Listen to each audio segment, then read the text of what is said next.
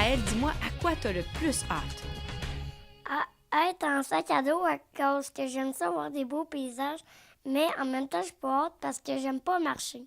Raphaël, est-ce qu'il y a quelque chose qui va te manquer puis que tu tiens absolument à porter dans tes bagages? Oui, mais tout. Marguerite, est-ce que tu as hâte de faire ce voyage-là? Oui, j'ai très, très hâte. Et puis, qu'est-ce que tu penses qui serait une qualité essentielle pour toi d'avoir pour réussir le projet de voyage? D'être pas peureux, parce que si on est peureux, tu sais, on voudra rien faire, puis ce qu'on gardera de cette expérience-là, ça sera juste des souvenirs comme plates. Est-ce qu'il y a quelque chose qui va te manquer quand tu vas être parti pendant toute l'année? Je pense que ça va être mes amis. Ouais. Puis si tu avais une chose que tu pouvais apporter dans tes bagages, ce serait quoi? Ça serait mon toutou que ma meilleure amie m'a donné. Gabrielle, est-ce que tu as hâte à faire ce voyage-là? Oui, mais au début de l'année, j'avais un peu peur de partir parce que j'avais beaucoup d'inquiétudes. Mais maintenant, on a rencontré des gens qui ont fait à peu près le même voyage et ils nous ont raconté un peu leur voyage et je suis très confiante et je crois que ça va être une belle expérience. Selon toi, est-ce que ça prend des qualités particulières pour faire ce projet-là, soit des qualités personnelles ou pour vivre la vie de famille que vous aurez pendant la prochaine année? Selon moi, non. Je pense qu'il faut juste un peu de courage, puis faut que tu te décides à sortir de chez toi, à essayer de nouvelles choses et faut que tu aimes aussi être un peu en société, là, par exemple, mais... Parlant de société, tu as beaucoup d'amis, hein, je pense. Est-ce qu'elles vont te manquer quand tu vas être parti? Oui, elles vont beaucoup me manquer parce que j'ai beaucoup de plaisir avec eux, puis j'espère qu'ils ont une webcam, par exemple. Alors, tu vas garder contact avec tes amis de cette façon-là? Oui. Y a-tu une chose que tu te dis, je veux absolument l'apporter avec moi, peu importe, je vais trouver un petit coin dans la roulotte, mais il y a quelque chose que je dois apporter dans mes bagages pour l'année? Oui, à ma fête d'amis, on a pris des photos et avec mes meilleurs amis, puis j'aimerais vraiment ça les amener dans la roulotte. Merci, ma chère. Bon voyage. Merci.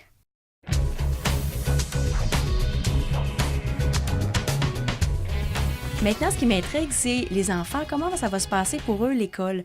Parce que vous, le travail, on en a parlé, vous vous êtes organisés, mais les enfants, est-ce qu'ils mettent ça de côté pendant une année ou vous allez compenser d'une autre façon? Non, c'est sûr qu'ils n'arrêtent pas pendant une année parce que quand on va revenir, Gabriel va rentrer au secondaire, Marguerite va être en 5e année, Raphaël va être en troisième année.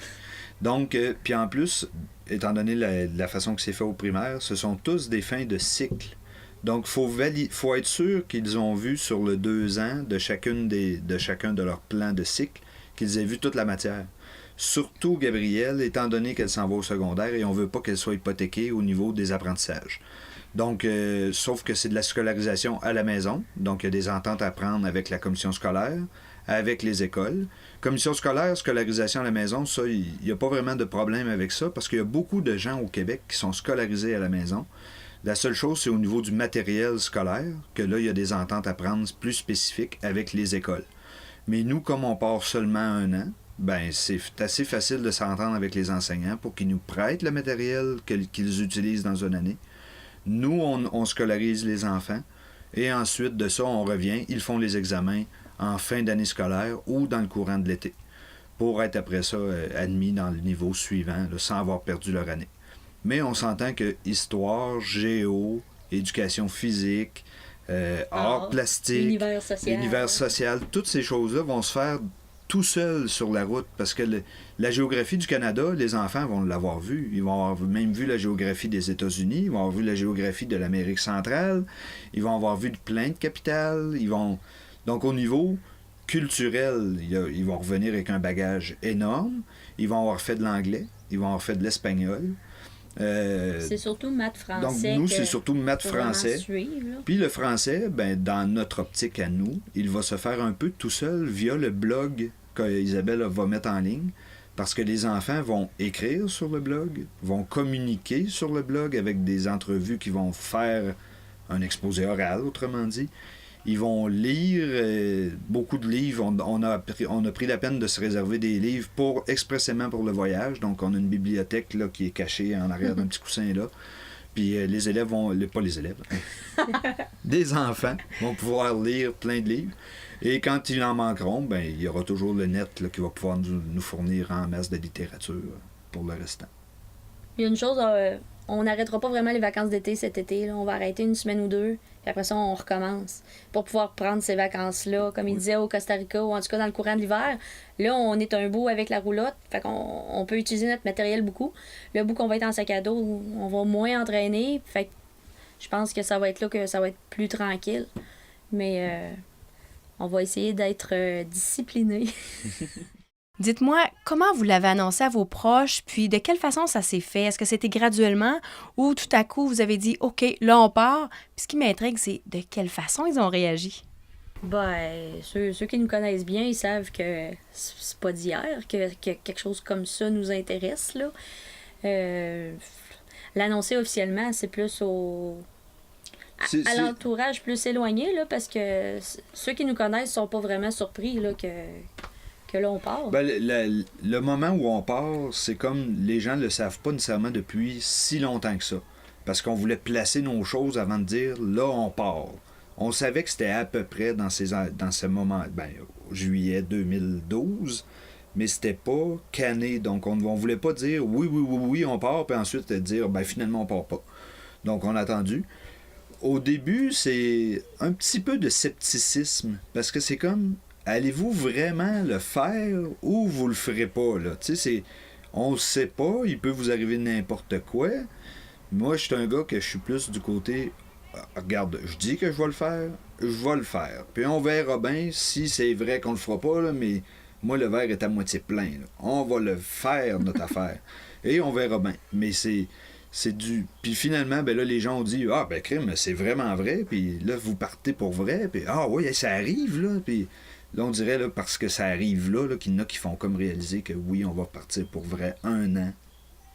Puis c'est ça. Ouais, ça a été l'annonce de la maison à louer, je pense, qui a été... oui. Oh! Tu sais, ça... Ah non, ça, c'est...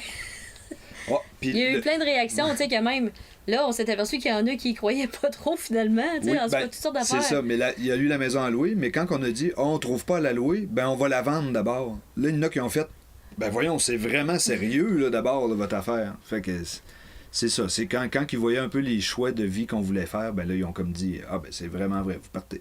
Mais ce qui est le fun aussi, c'est qu'il y a des gens, surtout avec Facebook, là, on a des amis éloignés, disons, des connaissances, mais il y en a que, hey, donne-moi des nouvelles, puis tu me donneras l'adresse du blog, puis parle-moi-en à tous les semaines, là, tu sais, puis il y a plein de gens qui sont pas nécessairement dans notre entourage proche, mais que ça les intéresse de voir qu'est-ce qu'on fait, là, ça, c'est le fun aussi, là.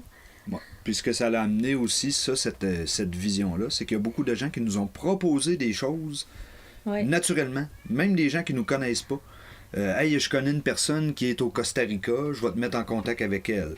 Hey, je connais quelqu'un qui a déjà été au Guatemala, je vais te mettre en contact avec elle. Je connais quelqu'un qui est dans l'Ouest canadien, il pourrait peut-être t'héberger. Toutes sortes d'offres gratuites comme ça qui sont arrivées. Des fois, même sans nécessairement habiter chez eux, mais tu sais, j'ai une personne là qui peut te dire où aller ou pas aller. Tu sais, quelqu'un qui vit dans un pays sait les rumeurs si sont vraies ou non. Là, donc, c'est bien pratique. Eh bien, moi, je vais vous dire bravo. Je vous admire beaucoup pour le projet que vous réalisez, puis aussi toute la ténacité que ça prend parce qu'il y a beaucoup d'étapes de préparation.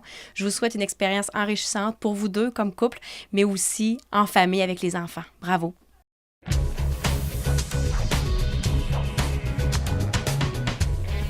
Eh bien, comme quoi, lorsqu'on a un rêve qui nous habite sincèrement, qu'on y croit, puis qu'on met les efforts pour qu'il prenne vie, tout est possible. Si vous avez envie d'en savoir un peu plus sur leur aventure, je vous invite à découvrir leur blog au www.lesmonarques.net. À bientôt!